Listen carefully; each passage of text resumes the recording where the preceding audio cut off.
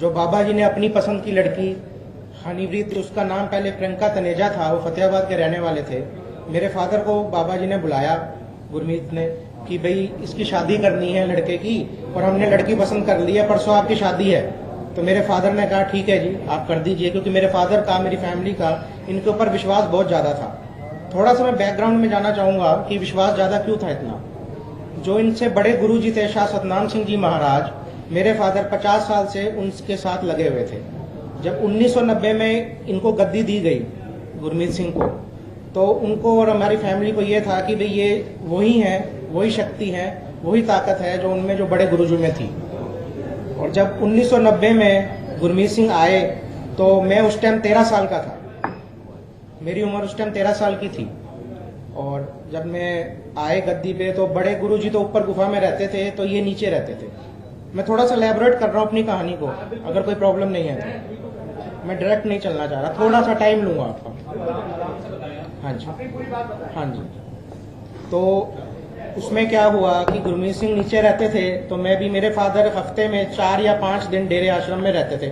वो बहुत बड़े डिवोटी थे, तो हम लोग भी स्कूल छोड़ के फादर के साथ सारी फैमिली हुआ करती थी। तो मुझे वीडियो गेम का बड़ा शौक था उन दिनों में, क्योंकि बच्चा था छोटा और नई नई गेम्स आई थी सारी। तो गुरमीत सिंह के साथ मैं मारियो भी खेला करता था गेम, वो मुझे बुला लेते थे, 2-3 घंटे हम नीचे उनकी गुफा में गेम खेला करते थे।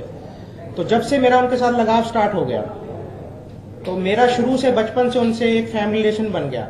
मैंने अपनी जिंदगी में उनको माँ बाप, भाई बहन, दोस्त यार मित्र सब कुछ माना। मैंने अपने बाप को इतना नहीं माना जितना मैंने गुरमीत सिंह को माना। जैसे जैसे मैं जवान होता गया, डेरा चलता गया, बाबा सत्संग करने लग गया, और मेरी फैमिली शुरू से जहां भी बाबा जाता था, सत्संग करता था, मैं और मेरी फैमिली हमेशा उसके साथ होते थे। बाबा के बच्चे जवान हुए धीरे धीरे, तो हमारा एक फैमिली रिलेशन डेवलप हो गया। ये तो है मेरी पीछे कहानी। जब हम, उसके बहुत विश्वास पात्र फैमिली थी बाबा की, अगर वो हमारे को दिन का दिन कहे, रात का रात, वो हम करते थे। हमारा इतना विश्वास था गुरमीत सिंह पे। चलो मैं शॉर्ट करता हूँ। 1999 में 14 फेब को उन्होंने मेरी शादी अरेंज कर दी, मेरी शादी हो गई। मैंने लड़की नहीं देखी कि लड़की कौन थी। जब वहां पे डेरे में रीत है कि जब हाथ डालते हैं तो गुरुजी के सामने डलता है, बाबा के सामने। तो गुरमीत सिंह बैठा था स्टेज पे और हमारा हार का जो प्रक्रिया चली, मैंने तब भी उस लड़की की तरफ आंख उठा के नहीं देखा कि लड़की कौन है। मेरी नजर गुरमीत सिंह की तरफ थी। तो मैंने बाद में देखा कि भी लड़की कौन है। तो इसमें क्या रहा कि जो हमारी फैमिली बाबा से बहुत नजदीक थी, वो मुझे अपना बेटा मानता था डेरे में, कि भी मेरा ये दूसरा बेटा, एक तो जसमीत है और एक विश्वास है। तो उसने क्या मेरे साथ जो सिस्टम हुआ, मैं 1999 से 2009 के बीच में थोड़ा सा क्लैरिफिकेशन देना चाहता हूँ कि मेरे और हनीप्रीत के बाबा से कैसे रिश्ते रहे। तो 1999 से जब इसने सत्संग स्टार्ट कर दिए, और वो उसने कहा कि बेटा आपकी फैमिली को हम अपना परिवार मानते हैं, तेरे को लड़का मानते हैं, तो ये लड़की आई है तो आज से ये हम इसको बेटी ही मानते हैं। मैं 1999 की बात कर रहा हूँ कि इसको हम लड़की ही मानते हैं, ये हमारी लड़की जैसी, हम इसको प्यार देंगे, सब कुछ देंगे जैसे तेरे को देते हैं। तो क्या होता था, तो हर वीक में गुरमीत सिंह का मैसेज आता था बंदे के थ्रू, मेरे को और मेरी वाइफ को गुफा में बुलाया जाता था। कभी दिन में बुला लिया जाता था, कभी लेट आवर्स में भी बुलाया जाता था। उसमें क्या होता था, जो गुरमीत सिंह का कमरा था, मेरी वाइफ उसके अंदर चली जाती थी और मुझे बाहर लिविंग रूम में बिठा लिया जाता था। जो उसके भगत होते थे वो मेरे से बातें मारते थे।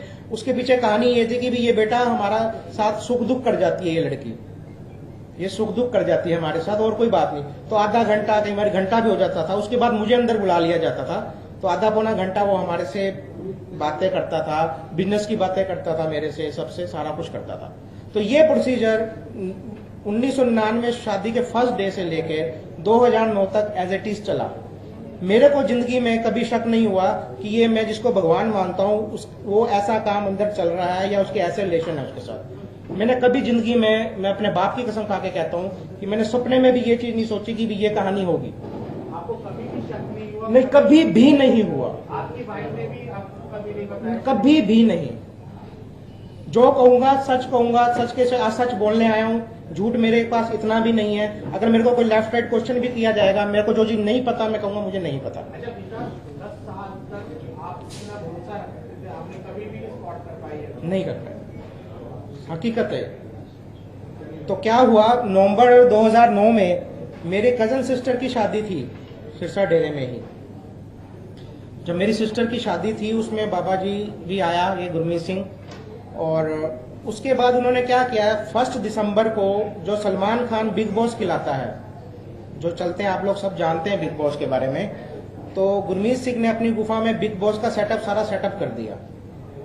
जब उसने बिग बॉस का सेटअप किया उसमें उसने क्या किया, एक तो मेरी फैमिली, मैं और मेरी वाइफ हनीप्रीत, सेकंड बाबा का लड़का बहू, बाबा की दोनों लड़कियां, दोनों दामाद, और बाबा की जो छोटी लड़की है उसकी 2 नंदे हैं, 2 नंदे और उसके दामाद।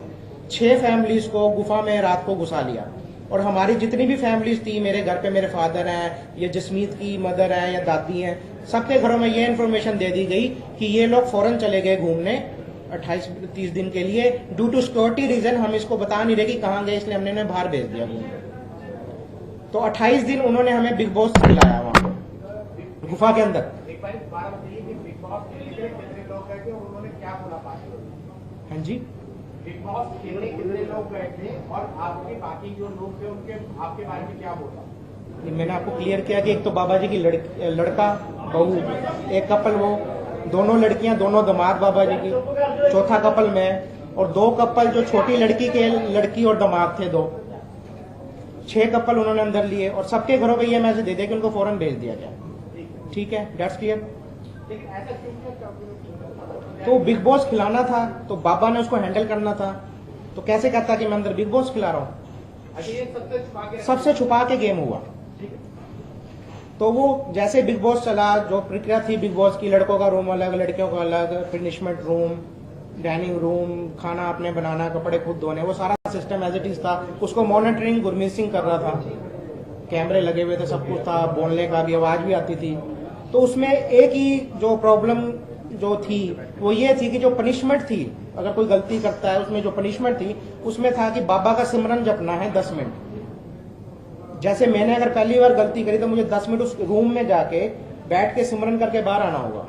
और उसमें एक ट्विस्ट था कि जितनी बार गलती करोगे वो डबल होता जाएगा, 10 का 20, 20 का 40, 60, वो बढ़ता ही जाएगा टाइम आपका।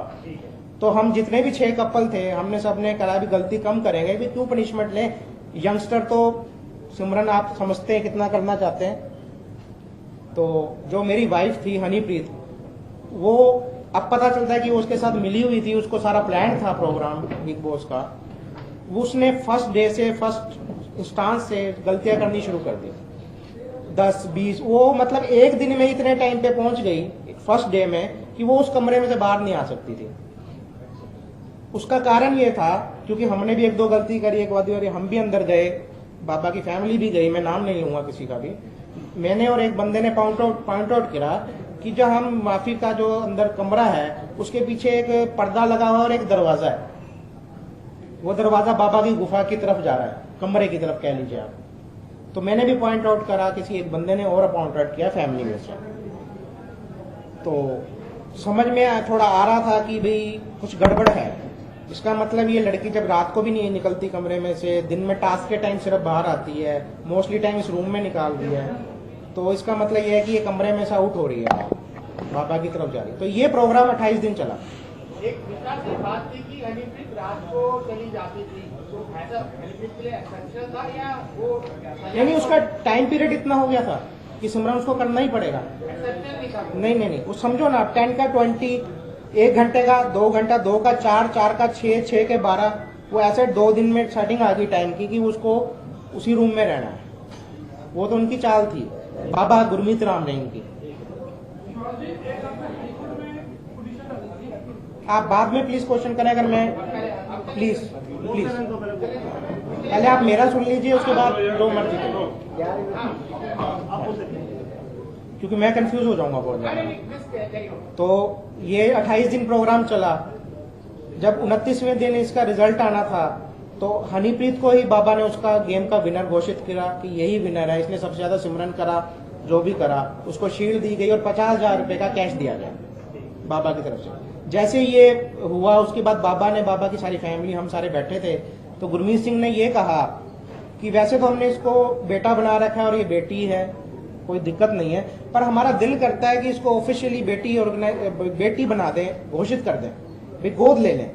पहले तो मैं ये क्लियर करना चाहूंगा, जब गोद का वर्ड आया, जो हनीप्रीत है ना तो वो आज बाबा की बेटी है किसी भी रूप में, और ना ही वो गोद ली हुई बेटी है, क्योंकि उसका जन्म 1980 का है और बाबा का जन्म 1967 का है।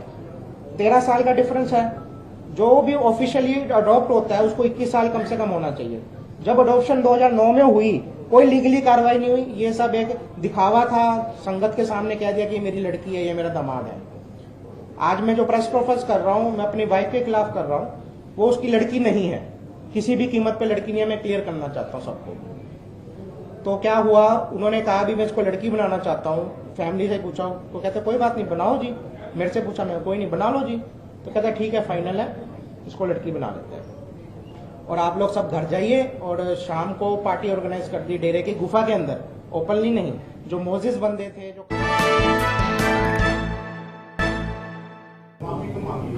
मैं बताऊंगा, वो तो आगे है चैप्टर। माफी आप इतनी जल्दी अगर कहेंगे कि रामायण में पूरी कर दूंगा, मैं कर नहीं सकता।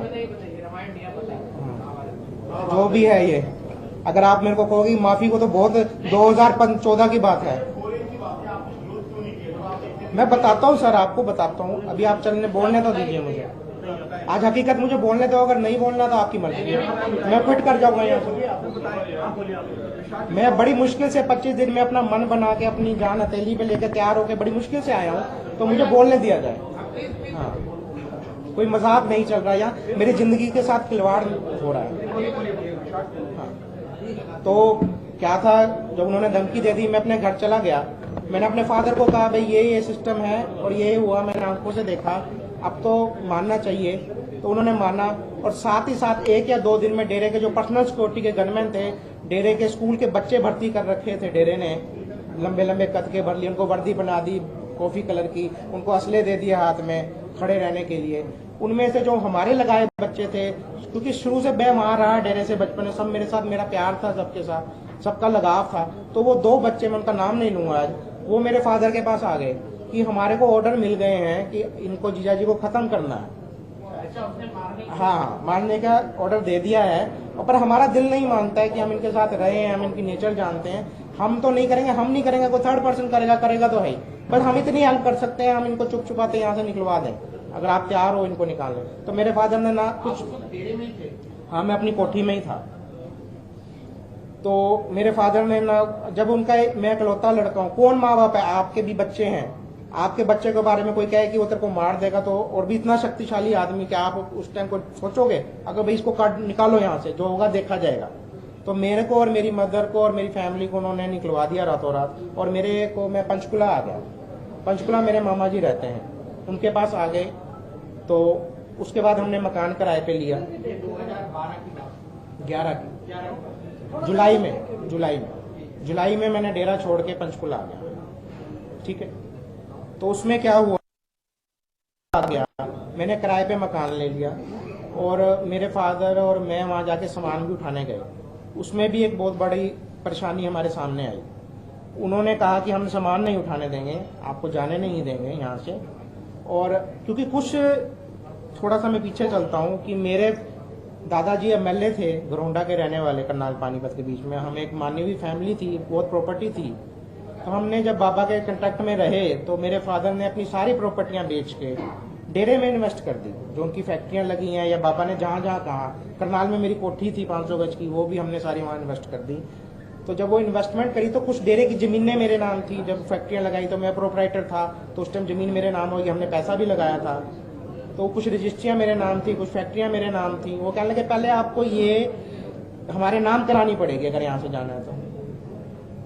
आप 2011 में वापस गए, आपकी जान जी, और आप फिर वापस डेरा गए अपना संभाले, तो आपको तब जान का खतरा नहीं लगा? हाँ जी, तब आपको जान का खतरा नहीं लगा? कुछ मेरे कागज थे, मेरे बिना वो मेरे फादर नहीं ला सकते थे, मुझे जाना पड़ा। हाँ, तो आपको उस दौरान धमकाया? उन्होंने सिर्फ ये कहा कि आपको ये रजिस्ट्री करनी पड़ेगी। वहाँ एक राकेश साधु है, डेरे का बाबे का राइट हैंड है, वो आज भी है। उसने मेरे पास एक पिस्तौल भी रख दी कि अगर आप रजिस्ट्री नहीं करा के जाओगे तो हम आपको जाने नहीं देंगे।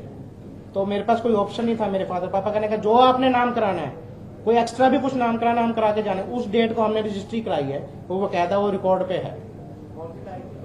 वो डेट मेरे को इस टाइम थोड़ा ध्यान नहीं है, 15 साल। कोई बात नहीं, 15/7, ठीक है।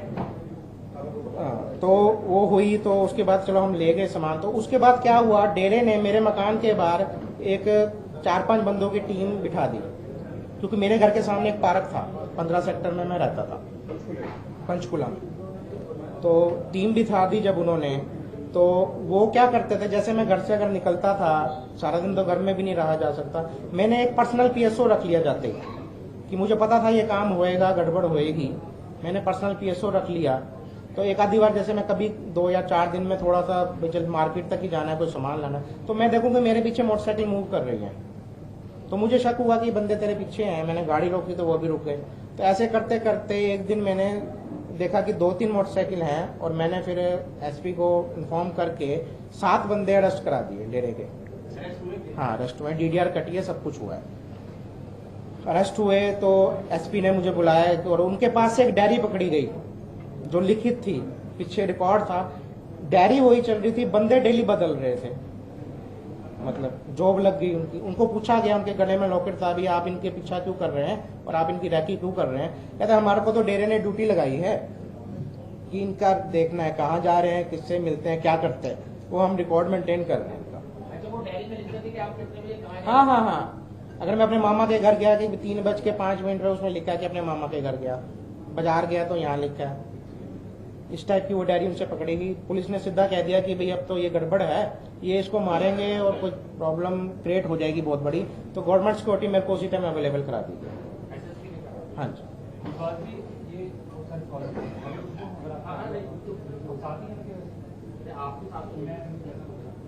ये जो गुफा की बात आती है, ये गुफा हकीकत में है कि नहीं?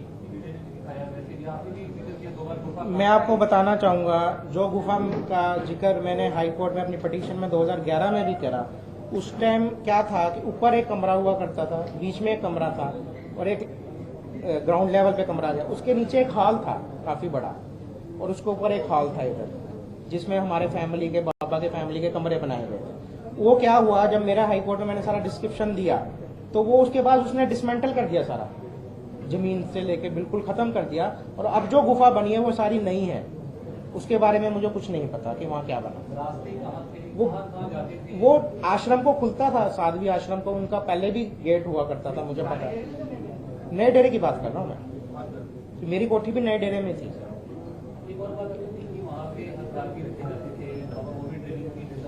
मुझे और हथियार का तो नहीं पता, पर मुझे ये कंफर्म हूं मैं 100% कि बाबा हर टाइम अपनी गाड़ी में कहीं भी मूव करता था तो एक पेटी में एक हथियार हुआ करता था, और जिस भी गाड़ी में बैठता था उसका सेवादार वो पेटी उसकी गाड़ी में रखता था, ये मैं कंफर्म हूँ। चलो थोड़ा शॉर्ट करते हैं, उसके बाद सारा कुछ हो। फिर मेरे को सबने सलाह दी कि अगर आपने अपनी जान बचानी है तो आपको बोलना पड़ेगा इसके बारे में, आपको बताना पड़ेगा आपके साथ क्या हुआ। तो मैंने हाई कोर्ट में पिटीशन डाली और साथ साथ प्रेस कॉन्फ्रेंस करी, और इंडिया टीवी ने मेरा लाइव इंटरव्यू लिया। ये इकट्ठा 2-3 दिन में हुआ। उसका खामियाजा मेरे को इतना भुगतना पड़ा कि मैं 5 साल परेशान हुआ। माफी क्यों मांगी वो मैं अब बताना चाहूंगा।